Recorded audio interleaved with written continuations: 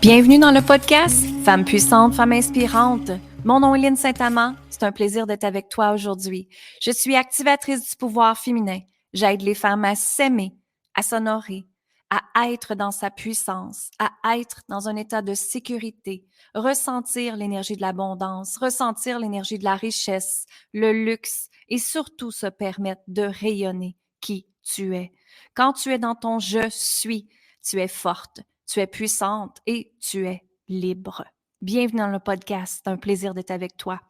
Et j'aimerais t'inviter à aller écouter les 6 jours gratuits de transformation pour reconnecter à ta puissance féminine qui est sur mon site web lynnesaintamand.com. Allez-y immédiatement. On commence sans plus tarder avec la nouvelle émission de cette semaine. Amour, gratitude et lumière. Merci.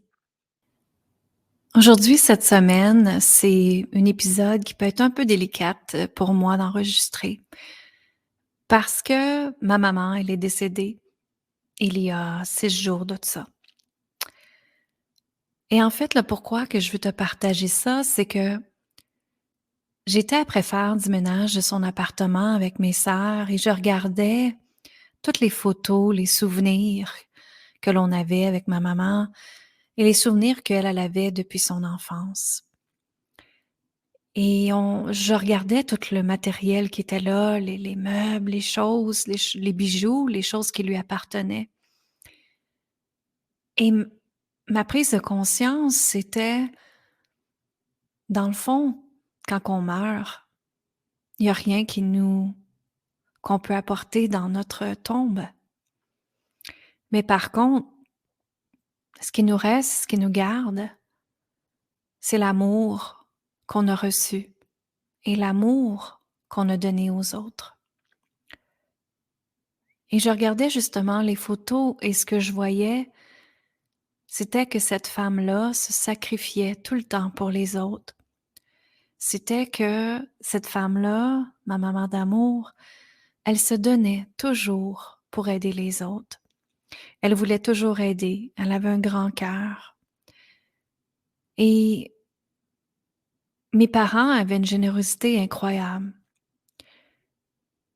Et nos parents nous donnent seulement ce qu'ils peuvent nous donner, hein. Et c'est pas à nous d'être fâchés contre eux parce qu'ils ont juste pu nous donner ce qu'ils ont reçu.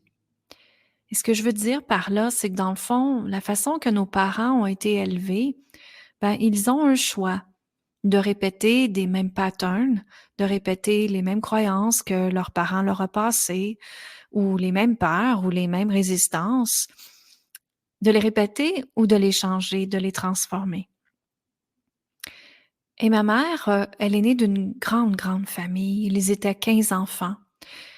Faut penser ici que ma grand-mère, c'était dans le temps où est-ce que la religion était très, très présente.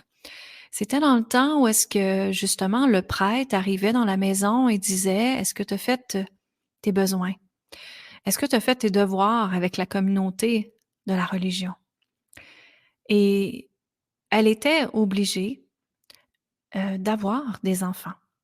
Elle en a eu 15. Et vous savez, quand j'étais jeune, j'aimais ça poser des questions à ma grand-mère parce que j'adorais les conversations que j'avais avec elle. Elle était une femme avec beaucoup de sagesse et elle est décédée, je pense qu'elle avait 84 ans, si je me rappelle bien. Et quand elle est décédée, j'avais comme 16 ans. Et j'adorais partager avec elle, j'adorais lui poser des questions et je lui demandais: « Toi, grand-maman, tu voulais-tu des enfants? T'aimais-tu les enfants? » Et ce qu'elle m'a répondu, c'était: « Non, j'en voulais pas d'enfants. » Et où est-ce que je veux en venir ici aujourd'hui, c'est que je vois à quel point l'importance de libérer ces liens karmiques et ces liens transgénérationnels. L'importance de libérer, et ici, ce que je veux dire, c'est que tout le monde a le droit de croire, mais ce que je veux dire, c'est que dans le temps de ma grand-mère, c'était obligé d'avoir des enfants. Maintenant, nous sommes plus obligés à ça. Maintenant, il y a la pilule anticonceptionnelle, il y a des moyens de protection qu'on a en tant que femme. Et on n'a plus à être dans une soumission. On n'a plus à être dans un format de patriarcal très, très ancré. Et je regarde ma grand-mère et je vois justement qu'elle a montré à ses enfants qu'elle doit se sacrifier pour les autres, qu'il doit aider son prochain, que la famille est très importante, que l'amour est là aussi, bien sûr. Et maintenant, ma mère, quand elle m'a eue, elle avait le choix de reprendre ces patterns-là, reprendre ces croyances-là et de changer ça, hein, ou de me l'enseigner carrément. Et c'est certain que nos enfants, en tant qu'enfants, on voit nos parents agir, on est comme des miroirs de eux et on décide est-ce que ça m'appartient ou pas, justement. Et ce que je veux dire, c'est que moi, j'ai vu ma mère toute sa vie se sacrifier pour les gens. Et ce qui est spécial, c'est que je travaille avec les femmes et la première chose que je travaille avec, c'est le sacrifice qu'elles ont fait pour leur famille, pour leur conjoint. Elles ont mis leurs rêves de côté, alors qu'elles ont tellement de potentiel. Mais justement, la vie, c'est extraordinaire parce qu'après, elles réalisent elles se sont sacrifiées, qu'elles viennent à moi et qu'on s'en va toutes libérer ça ensemble et elles se permettent d'être dans leur pleine puissance, de communiquer leurs besoins, se permettent d'être qui elle est vraiment et se permettent de réaliser ses rêves, ses projets à elle. Et c'est là que je trouve ça absolument extraordinaire. Et on vient juste de finir justement l'accompagnement déesse sacrée. Et dans déesse sacrée, les femmes, je leur partage à comment se sentir en sécurité à l'intérieur de toi.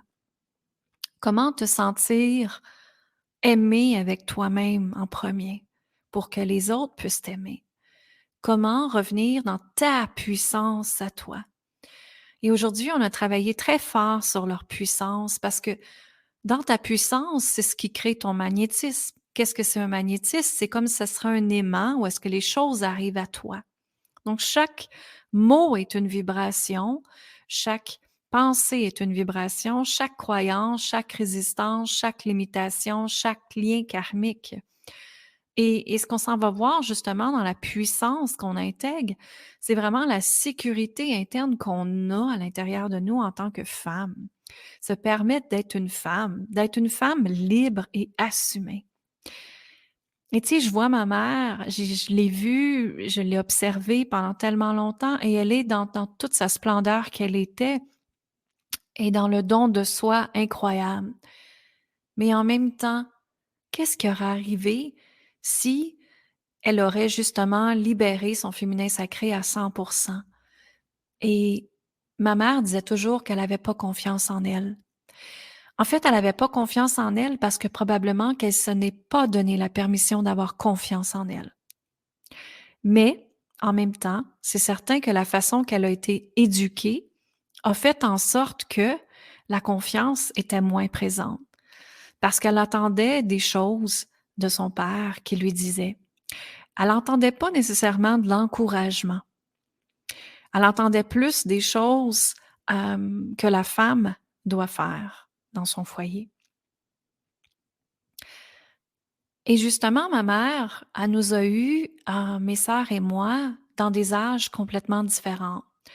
Ma sœur, la plus vieille, mes 2 sœurs, en fait, ils ont 1 an de différence. Et moi, je suis arrivée 15 ans et 16 ans plus tard. Donc, je suis arrivée comme dans une autre génération. Bien sûr, ma mère, elle avait évolué. Bien sûr, ma mère, elle avait avancé. Avec moi, elle a travaillé. Moi, j'ai vu ma mère travailler à temps partiel.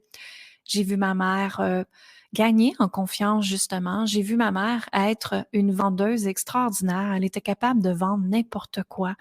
Euh, elle avait ça en elle, c'était extraordinaire. Juste pour vous donner un exemple, elle vendait des matelas à des gens qui n'ont jamais essayé des matelas dans leur vie par téléphone. Et elle faisait des commandes extraordinaires, elle faisait des ventes extraordinaires. Et elle s'était rendue compte qu'elle avait une grande puissance dans la vente, dans le service à la clientèle, dans la communication de comment parler pour vendre. Et, hem et ça l'a rendu ça dans sa puissance. Et ce que je veux dire, c'est que à partir du moment qu'elle s'est donné la permission d'avoir un emploi, pas un emploi parce qu'elle était obligée de le faire, parce que moi je viens d'une famille où est-ce que la croyance était que l'homme fait plus d'argent que la femme et la femme reste à la maison. Vous comprenez ce système-là? Donc, elle le faisait par plaisir, et pour s'accomplir. Et et elle s'est donné la permission d'exister et elle a commencé à changer la façon qu'elle, m'élevait justement, la façon qu'elle se comportait avec elle-même, la façon qu'elle voyait les gens et elle est devenue un petit peu plus assumée dans qui qu'elle était. Mais il y avait toujours la restriction qui était là, la limitation qui était là et le jugement, c'était quelque chose de très, très fort, très ancré en elle, très ancré dans sa famille encore. Et le lien karmique, encore là, est tellement important d'aller libérer. Parce que j'entendais toujours, hein, qu'est-ce que les autres vont dire, qu'est-ce que les autres vont penser. Et ça, c'est vraiment des liens karmiques très forts qui empêchent les femmes à avancer. Puis moi, je vis ma vie, en fait, totalement différente. Ce que je veux dire aujourd'hui, c'est que justement, j'ai vu ma grand-mère, j'ai vu ma mère. Maintenant, comment moi, je désire être une maman. Comment moi je désire être une épouse parce que c'est mon deuxième mariage. Comment moi je veux être une femme assumée dans ma puissance et libérée. Et justement, ce que je suis à montrer dans le chemin avec ma fille, c'est de communiquer ses besoins, c'est de parler, de s'exprimer, d'être qui elle est, sans se cacher. Et justement, ma fille, elle est très assumée, si jamais vous la voyez. Elle rentre dans la maison, elle rit, elle chante, elle prend la place. Elle prend vraiment sa place, je vous l'assure. Et c'est ça qui est beau de voir, c'est que moi-même, j'ai coupé avec «je dois me retenir». Moi-même, j'ai coupé avec «ah, qu'est-ce que les autres vont dire? Qu'est-ce que les autres vont penser?» Moi-même, je me suis donné la permission d'être qui je suis. Je suis une femme qui a beaucoup de drive, que les gens me disent. Donc, j'ai beaucoup de projets, je réalise mes projets, je fais mes rêves, j'avance. Mais ce que je veux dire aujourd'hui, c'est parce que je me suis donné la permission d'avancer. Je me suis donné la permission d'exister. Je me suis donné la permission de me choisir. Et j'ai également enlevé le fameux patriarcal dans mon couple. Quand ma fille elle est née, mon mari a passé 9 mois avec elle. J'étais là, mais c'était lui qui était à la maison. Donc déjà là, en tant que couple, quand on s'est connus, j'ai tout de suite dit que je ne voulais pas être une maman soumise à la maison parce que c'est ce que j'ai vu dans les anciens schémas. Et c'était pas ce que moi je désirais. Et chacun ses façons de réaliser sa vie, mais c'était pas ce que moi je désirais. J'ai aucun jugement pour ceux qui restent à la maison. By the way, bravo, je vous appuie à 100% parce que c'est quelque chose également. Donc, ce que je veux dire ici aujourd'hui, c'est que justement, quand j'ai connu mon conjoint, j'ai mis les choses en place, j'ai communiqué mes besoins, j'ai dit ce que je voulais d'un couple qui élève un enfant. Je voulais pas élever cet enfant-là toute seule. Et c'est justement ce que je partageais à mes déesses sacrées tantôt parce que je leur disais, j'ai vraiment coupé le système patriarcal dans mes liens karmiques parce que ça a été mon mari qui était avec ma fille. Ma fille, d'ailleurs, pour te raconter une petite histoire, c'était tellement drôle, un de ses premiers mots, c'était «mappa», qui est un mélange de maman et papa ensemble. Elle-même, elle est venue avec ça. Elle était toute jeune, ça fait partie de ses premiers mots. Et ce qui est arrivé, en fait, on riait avec ça parce que mon mari était très présent et il est très présent dans la vie de ma fille, qui est comme un maman, qui est comme une maman. Et moi, à un moment donné, j'étais comme un papa un peu. Donc, c'était juste comme ça qu'était notre rôle. Et ma fille appelait justement mon mari Mappa, qui est un mélange des deux. Puis je trouve ça absolument cute. Et justement, moi, en tant que femme, ben, je suis après montrer à ma fille qu'un homme peut nous aider dans notre vie. qu'un homme peut nous aider au lavage, au ménage, à la communication, aux devoirs, à gérer la maison, à gérer les choses qu'on a à faire dans une famille, hein. Et c'est ça qui est beau là-dedans. C'est que moi, j'ai décidé que c'était comme ça qui était pour être ma vie, que je demandais de l'aide de mon conjoint et que mon conjoint m'en donnait également et que c'était un 50-50. C'est pas un 30-20, c'est pas un 70-20 comme je vois beaucoup de femmes encore. C'est que j'ai été capable de communiquer mes besoins. Et je suis encore capable de communiquer mes besoins et je suis dans ma pleine puissance assumée comme femme que je suis. Et je vois maintenant l'impact que ça donne dans ma famille, justement avec ma fille, justement avec mes nièces, justement avec les gens qui m'entourent, les femmes qui m'entourent, mes amis aussi. Ils regardent ça et veut pas, on est tous des modèles pour quelqu'un en passant, hein. Et qu'il y a quelqu'un qui regarde ce que tu fais et peut-être que tu t'es après les inspirer. Ou peut-être que tu es après leur montrer que, oups, c'est pas ça que je veux. Moi aussi, je peux changer mes croyances, mes limitations, mes résistances là-dedans. Donc, chaque personne est un modèle pour quelqu'un. Maintenant, quel modèle, toi, tu veux être? En fait, j'aime pas le mot modèle parce que modèle, ça met en haut la personne en énergie et les autres, regardez, faites ce que moi je veux. C'est pas dans cet exemple-là que je veux dire. Mais en fait, d'être une inspiration, si toi, tu désires l'être pour les gens alentour de toi. Et ce que je me rends compte aussi en parlant avec mes clientes, parce qu'on vient juste de terminer le groupe, et ils me disaient, Lynn, toi, tu es vraiment dans ta puissance intégrée et assumée. Oui, parce que j'agis dans ma puissance à chaque jour. J'avance avec ma puissance en chaque jour. Et ma puissance, pour moi, si j'ai à donner la définition de le mot puissance aujourd'hui, c'est que ma puissance, c'est mon ancrage avec l'intérieur que j'ai à l'intérieur de moi. C'est la force que j'ai de connecter avec mon âme, mon cœur. C'est la force de me sentir en sécurité tout le temps et d'être dans cette femme que la vie m'a emmenée d'être. Et je me permets d'être extraordinaire, je me permets d'être différente, je me permets d'exister tout simplement. Donc, c'est dans cet espace-là que je voulais te parler aujourd'hui du avant, du après, qu'est-ce qui se passe. Moi, pour ma part, j'ai fait de grandes prises de conscience quand ma maman est décédée. Et c'est justement maintenant quel modèle que je veux donner à ma fille, quel effet miroir que je veux donner aux gens. Et pour moi, c'est encore plus important d'être dans cette puissance féminine, ancrée et dans une puissance spirituelle aussi également. Et bien sûr, je fais tout avec amour et tout est amour pour moi. Et aujourd'hui, ce que je veux dire, c'est toi, ici, dans le moment présent. Est-ce que tu es vraiment dans ta puissance féminine? Donc, je te laisse penser à ça. Va voir justement les 6 jours pour transformer ta vie et reconnecter avec ta pleine puissance féminine que je te donne totalement gratuit sur linsaintamant.com. Et je te dis amour, gratitude et lumière. Bye bye!